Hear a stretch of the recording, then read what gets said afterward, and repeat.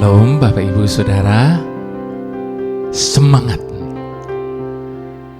Apapun keadaan kita hari ini, semangat. Jangan pernah putus harap kepada Tuhan.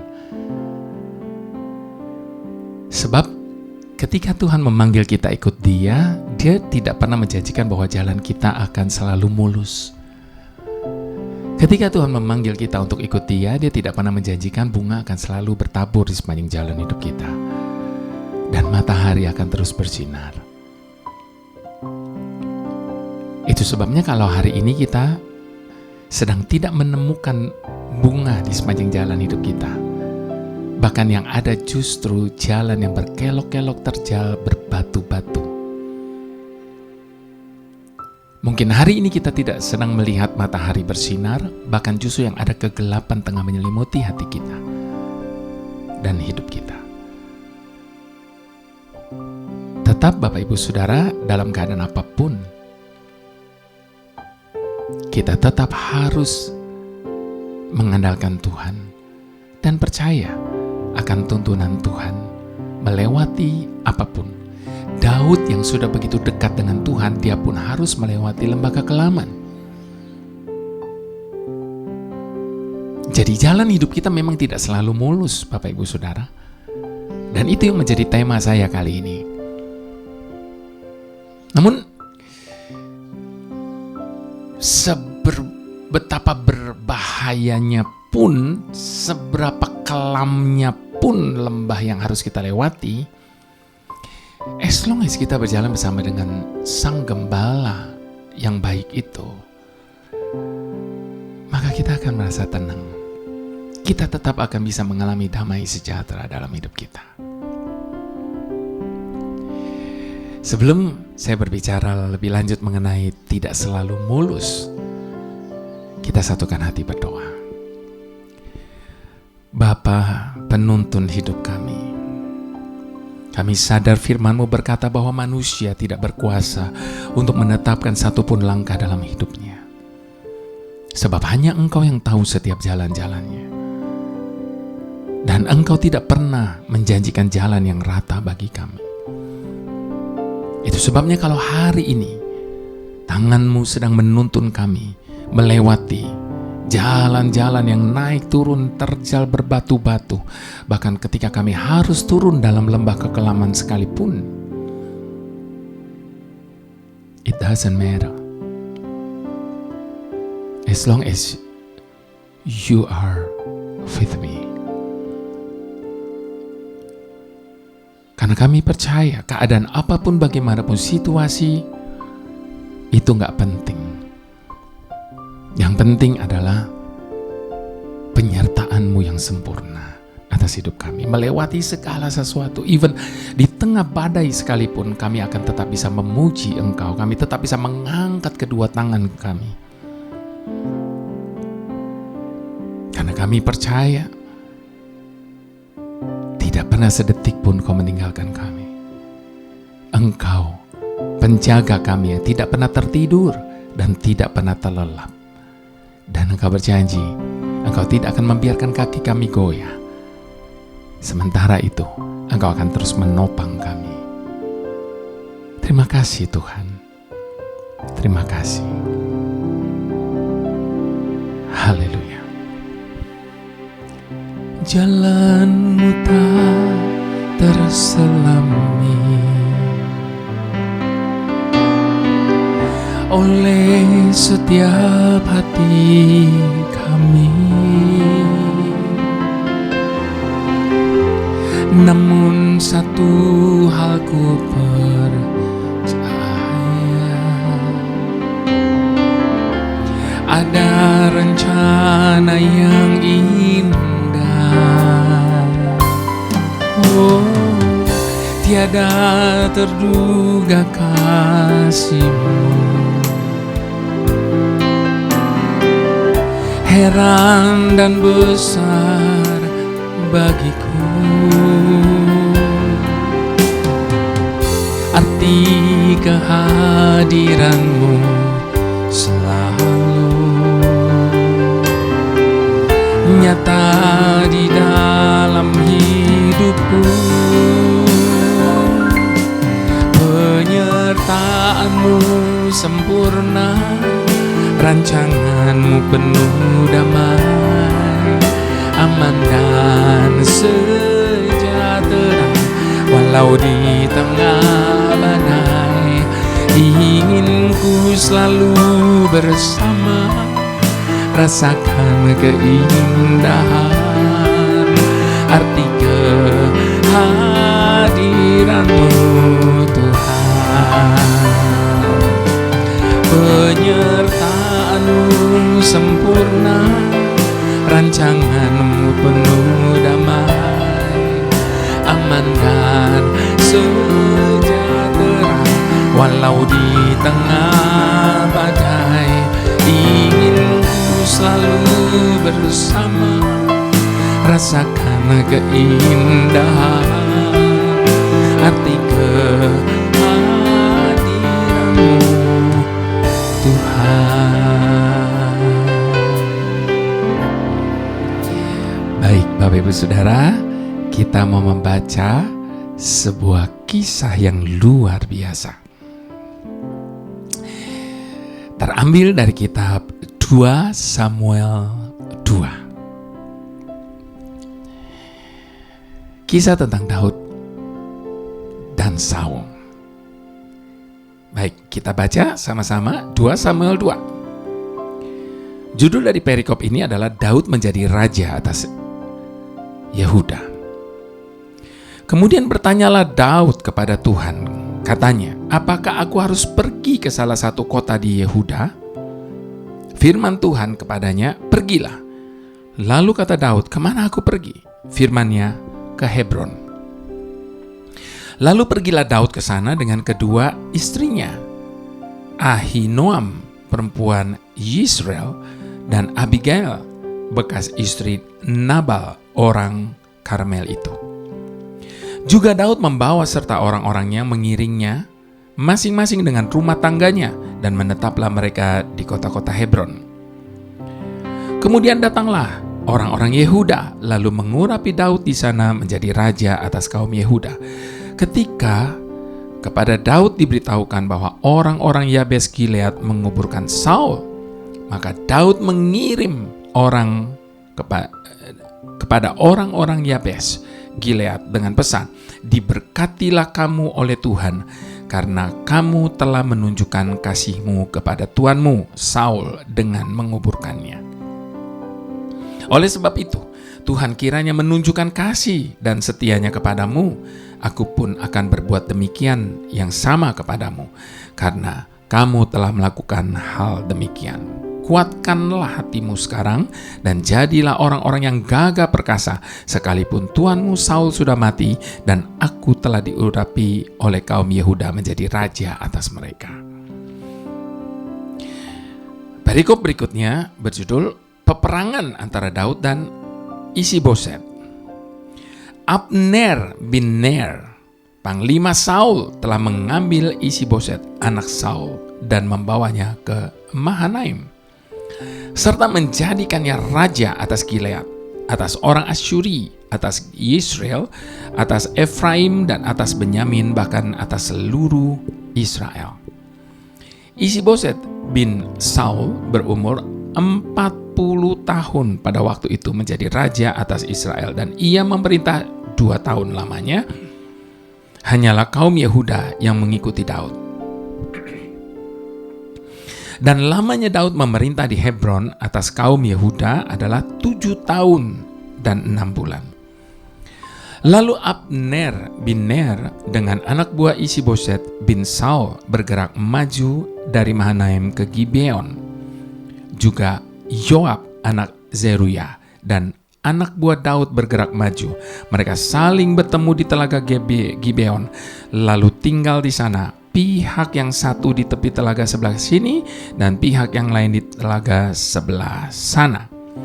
Berkatalah Abner kepada Yoab, biarlah orang-orang muda tampil dan mengadakan pertandingan di depan kita. Jawab Yoab, baik. Lalu tampillah mereka dan berjalan lewat dengan dihitung 12 orang suku Benyamin dari Isi-Boset, anak Saul, dan anak orang dari anak buah Daud.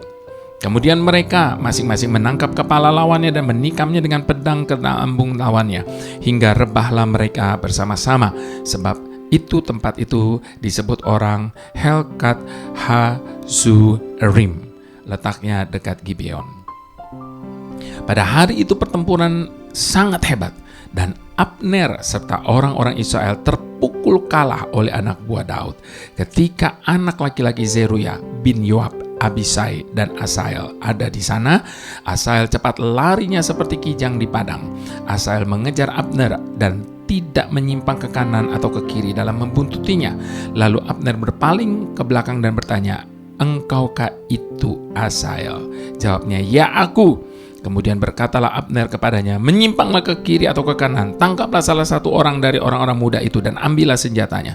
Tetapi Asael tidak mau berhenti membuntuti Abner. Berkatalah sekali lagi Abner kepada Asael, "Berhentilah membuntuti aku. Apa aku harus memukul engkau sampai jatuh? Bagaimana aku dapat memandang muka Yoab abangmu itu?"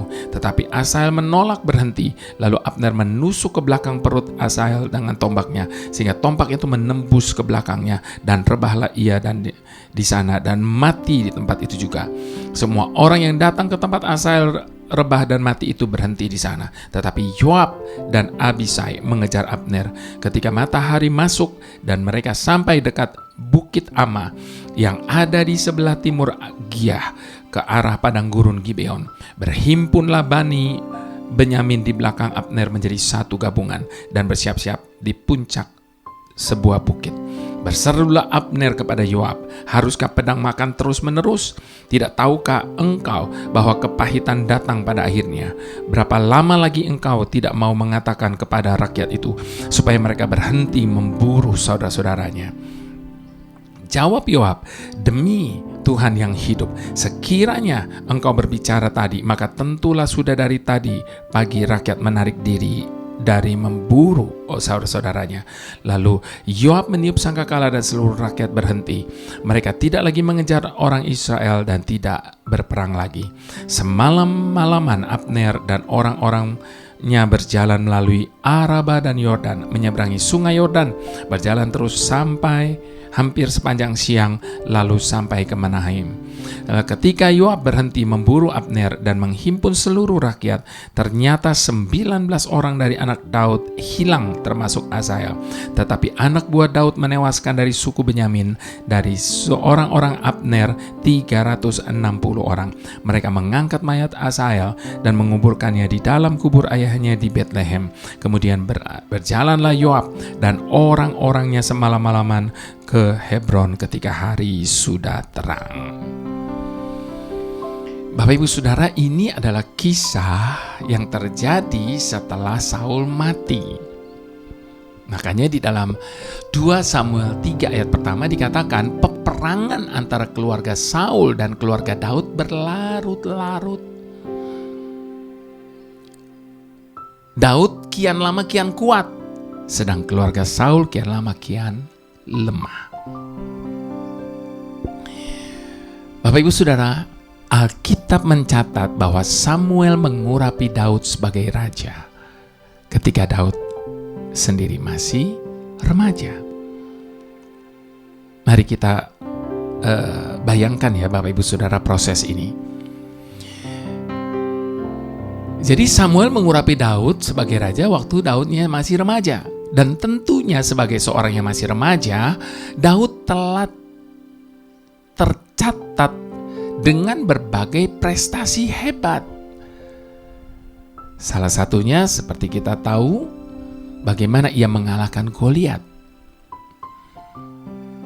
Ia bahkan segera menjadi rising star yang dipuja-puja rakyat melebihi Saul. Semitas lalu, semua yang terjadi ini, kita melihat seolah-olah Tuhan sudah membuka jalan. Membuka semua jalan kepada Daud untuk segera menuju istana. Namun ternyata tidak semulus itu yang terjadi. Jika kita memperhatikan apa yang terjadi pada Daud setelah itu, Tuhan justru membuat Daud mengalami banyak kejadian yang keadaannya justru berbalik 180 derajat. Buktinya, ia harus menjadi buronan, hidup bersama dengan para penjahat. Dirinya dan keluarganya bahkan sempat terancam hidupnya. Mengapa Tuhan harus melakukan semuanya itu? Kita lihat Tuhan seakan sengaja membuat jalan yang mestinya mudah menjadi begitu sulit. Seperti halnya ketika Tuhan membawa perjalanan bangsa Israel keluar dari tanah perbudakan menuju tanah perjanjian selama 40 tahun. Mereka berputar-putar di padang gurun sebelum mencapai Kanaan. Padahal ada jalan pintas sebenarnya yang lebih dekat. Sehingga tidak perlu selama 40 tahun itu. Bahkan ketika Saul tewas dan tahta raja kosong, sementara Daud sudah menjadi raja di Yehuda. Yang terjadi kondisi seperti itu, tidak serta-merta Daud dijadikan raja atas Israel. Padahal seakan jalan sudah terbuka lebar.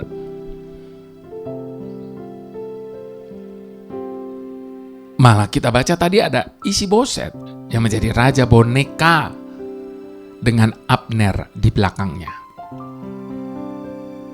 Membingungkan bukan? Bahkan akibatnya 2 Samuel 2 ayat 11 tadi katakan bahwa Daud masih harus menunggu 7 tahun lagi. Dan selama itu juga ia harus berperang dengan keluarga Saul. Sebenarnya apa maksud Tuhan dengan semuanya ini? Mengapa tidak langsung saja membuat Daud untuk segera meraih haknya yang diberikan Tuhan kepadanya untuk menjadi raja? Seperti yang Tuhan sudah teguhkan melalui pengurapan, bukan?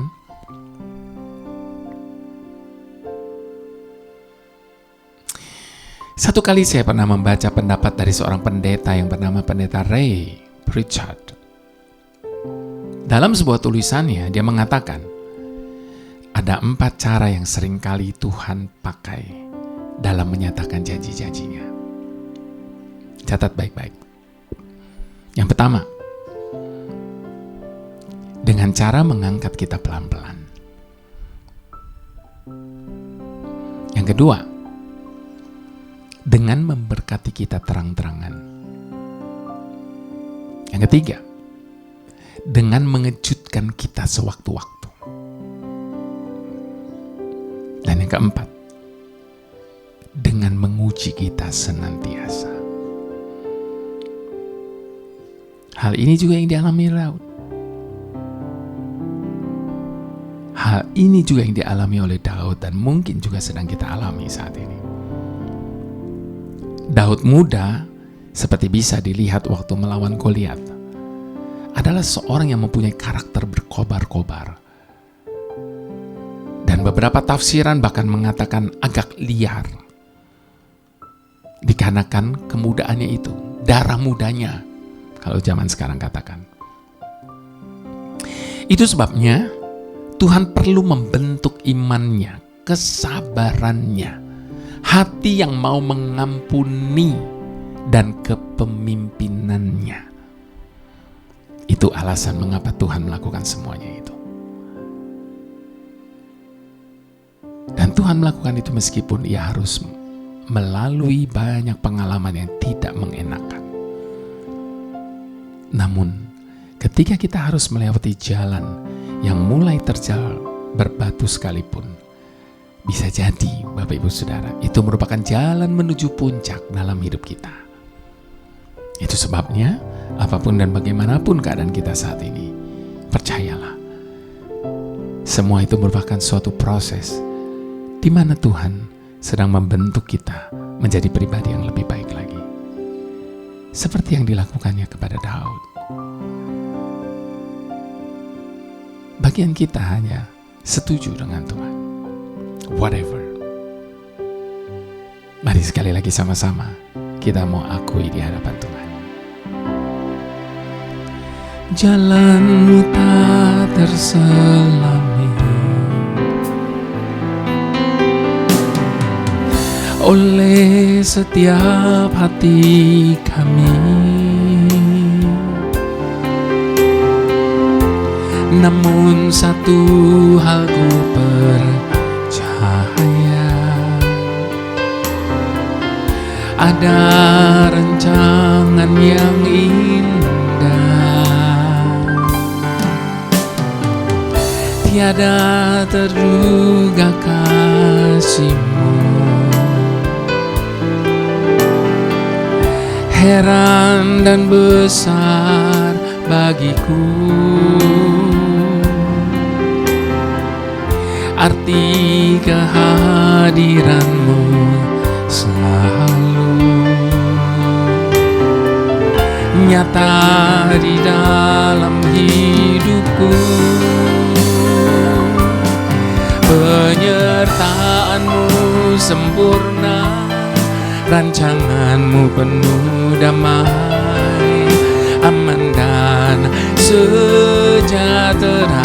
Walau di tengah badai, ingin ku selalu bersama, rasakan keindahan arti kehadiran-Mu Tuhan. Penyertaan-Mu sempurna, rancangan-Mu penuh damai, aman dan sejahtera.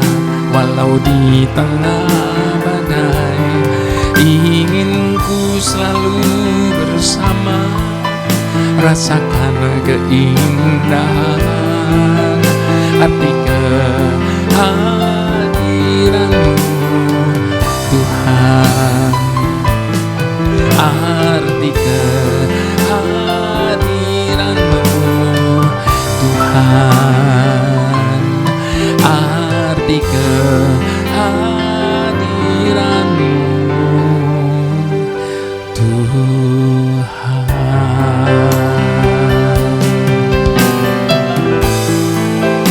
Bersama-Mu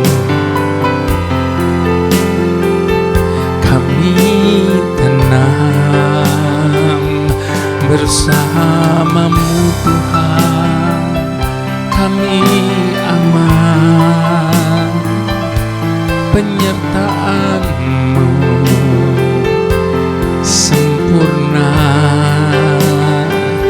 menggenapi rancangan-Mu yang sempurna. Kami percaya, kami percaya untuk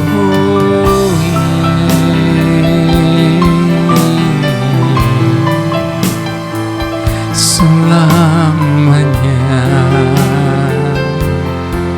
Hanya Engkau-lah pemimpin hidup kami.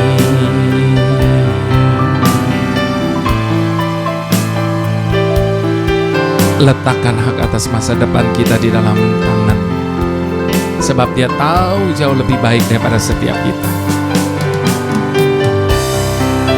Percayakan seluruh hidup kita hanya kepada keputusan, sebab apapun yang Dia putuskan dalam hidup kita, itu adalah yang terbaik bagi setiap kita. Sekalipun kita harus melewati jalan-jalan yang tidak menyenangkan bagi kita, jalan-jalan yang seolah-olah buntu bagi kita,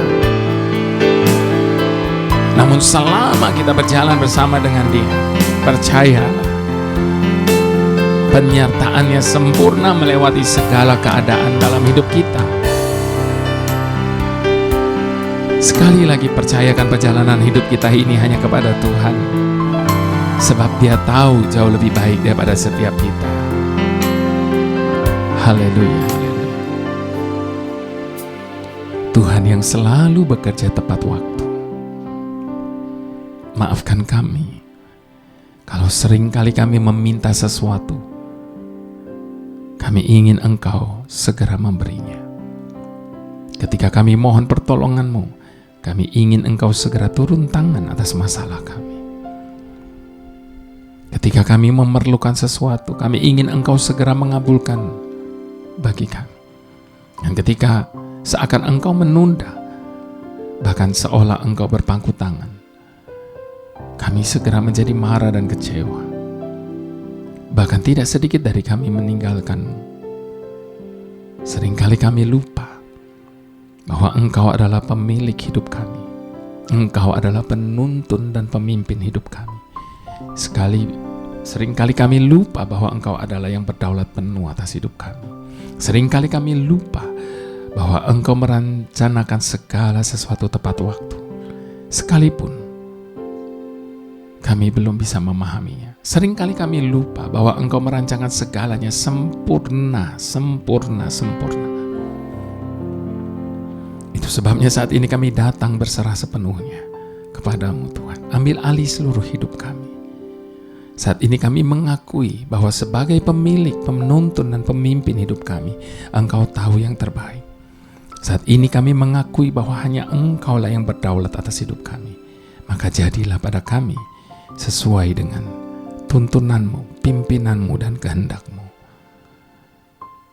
Terima kasih Bapa. Dalam nama Tuhan Yesus, inilah kepercayaan kami.